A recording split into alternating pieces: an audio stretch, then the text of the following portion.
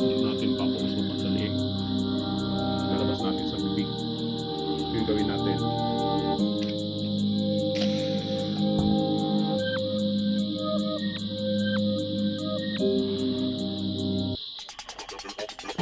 Welcome to my channel, Tongki's Mini Vlog. Ayan mga kailong, gagawa tayo ng tricks ngayon. Papausukan natin dito sa leeg. Ilalabas natin sa bibig ng gusto. Ngayon, pakita ko ngayon sa inyo kung paano gawin. Hindi natin papausukan sa leeg. Lalabas natin sa bibig.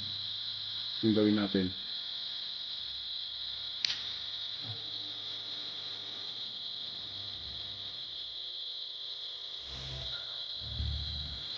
Diba?